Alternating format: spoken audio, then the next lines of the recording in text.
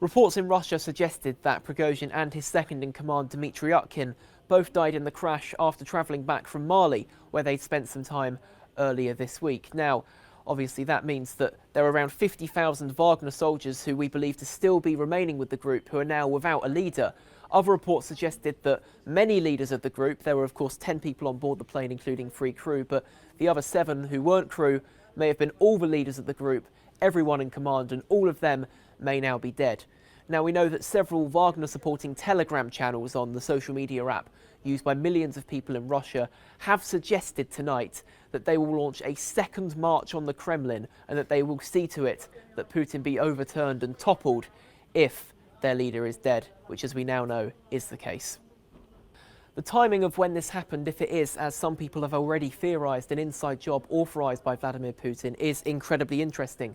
It is exactly 2 months to the day since Prigozhin's forces began their ultimately doomed march on Moscow. Now, just hours after the crash and hours after footage online showed fiery wreckage with bodies strewn throughout, Vladimir Putin was on stage commemorating the 80th anniversary of the Battle of Kursk in World War II. Whatever's gone on with Prigozhin tonight, he seems to not be bothered.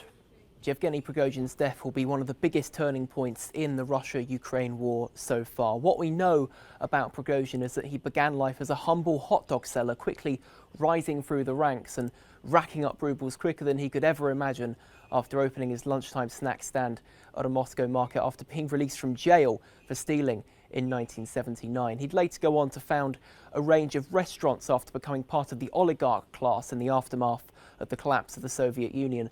That led him to get an introduction to rising star Vladimir Putin, who only recently had become Russian president in 2001.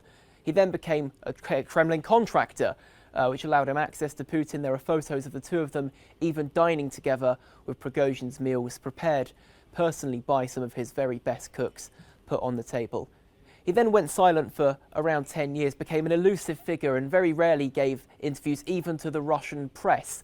In 2014, we know he started the feared Wagner private military group, using tactics such as paying prisoners who were already in jail to be freed from their sentences, but only on the condition that they would fight for his Wagner group. They began life in the Donbass region of Ukraine in 2014, but spread around the world, even reaching places like Belarus and Central Africa, where they were still operating until just days ago. Prigozhin refused to acknowledge the fact that he had even founded Wagner until last year, when he admitted to it and became more of a public figure in their campaigns in Ukraine and in Russia. Earlier this year, he slammed 2 of Putin's top generals over their failure to provide ammunition, even calling them some pretty harsh words that I can't repeat here. He was, by all accounts, a brutal warlord, someone who endorsed the killing of his own soldiers if they showed any sort of sympathy for Ukraine. At one point in time, he even shared a video implying that he was happy for Wagner forces to use sledgehammers on each other if they deferred from the course. He is, of course, best known for his aborted march on Moscow in June this year, after he simply had enough of Vladimir Putin. He bragged during the mutiny that his forces marched for hours virtually unopposed and eventually reached an area around 200 miles south of Moscow amid reports that Vladimir Putin had packed up in the Kremlin and fled for his countryside retreat. Eventually, he reached a hastily agreed deal with Putin, the terms of which are still not actually very clear, that saw him travel to Belarus but then spend time in Africa, and for vast swathes of the last few months has been virtually off the map. There have been some various sightings and a few reported photos